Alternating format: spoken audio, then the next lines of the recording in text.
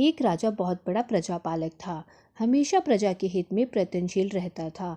वह इतना कर्मठ था कि अपना सुख ऐशोआराम सब छोड़कर सारा समय जन कल्याण में ही लगा देता था। यहाँ तक कि जो मोक्ष का साधन है अर्थात भगवत भजन, उसके लिए भी वह समय नहीं निकाल पाता था। एक सुबह राजा वन की तरफ भ्रमण करने के लिए जा रहा था कि उसे एक देव के दर्शन हुए। राजा ने देव को प्रणाम करते हुए उनका अभिनंदन किया और देव के हाथों में एक लंबी चौड़ी पुस्तक देखकर उनसे पूछा, महाराज आपके हाथ में ये क्या है? देव बोले, राजन यह हमारा बाही खाता है जिसमें सभी भजन करने वालों के नाम हैं। राजा ने निराशा युक्त भाव से कहा, कृपा देखिए तो इस किताब में कहीं मेरा नाम भी है या नहीं। देव महाराज किताब का एक एक पृष्ठ उल्टने लगते हैं, तो राजा का नाम कहीं भी नजर नहीं आया। राजा ने देव को चिंतित देखकर कहा, महाराज आप चिंतित ना हो, आपके ढूंढने में कोई भी कमी नहीं है।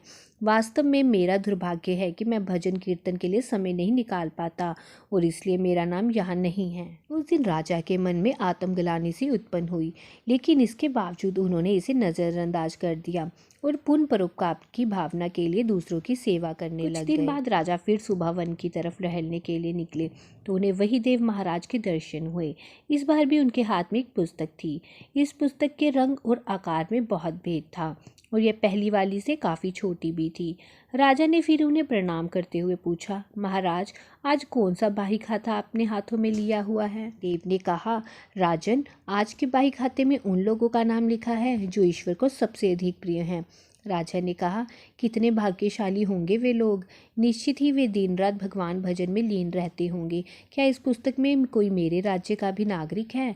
देव महाराज ने बाही खाता खोला और ये क्या, पहले पन्ने पर पहला नाम राजा का ही था। राजा ने आश्चर्यचकित होकर पूछा, महाराज मेरा नाम इसमें कैसे लिखा हुआ है?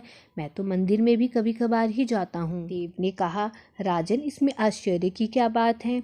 जो लोग निष्काम होकर संसार की सेवा करते हैं, जो लोग संसार के उपकार में अपना जीवन अर्पण करते हैं, जो लोग मुक्ति का लोभ भी त्याग कर प्रभु के निर्बल संतानों की सेवा सहायता में अपना योगदान देते हैं, उन त्यागी महापुरुषों का भजन स्वयं ईश्वर करता है। राजन तू मत पछता कि तू पूजा पाठ नहीं करता, लोगों की सेवा कर, तू असल में भगवान की ही पूजा करता है। परोपकार और निस्वार्थ लोक सेवा किसी उपासना से बढ़कर है। देव ने वेदों का उदाहरण देते हुए कहा, कर्म करते हुए 100 वर्ष जीने की इच्छा करो तो कर्म बंधन में लिप्त हो जाओगे। राजन भगवान दीन दयालु हैं, उन्हें खुशामद नहीं भाती बल्कि आचरण भाता है। सच्ची भक्ति तो यही है कि परोपकार करो, दीन दुखियों के हित साधन करो। अनाथ, विधवा, किसान व निर्धन आज अत्याचारियों से सताए जाते हैं, इनकी यथाशक्ति सहायता और सेवा करो और यही परम भक्ति है। राजा को आज देव के माध्यम से बहुत बड़ा ज्ञान मिल चुका था और अब राजा भी समझ गया था कि परोपकार से बड़ा कुछ भी नहीं और जो परोपकार करते हैं वही भगवान के सबसे प्रिय होते हैं। मित्रों, जो व्यक्ति निस्वार्थ भाव से लोगों की सेवा करने के लिए आगे आते हैं, परमात्मा हर समय उनके कल्याण के लिए यत्न करता है। हमारे पूर्वजों ने कहा भी है, परोपकाराय पुण्याय भवति, अर्थात दूसरों के लिए जीना, दूसरों की सेवा को ही पूजा समझकर कर्म करना।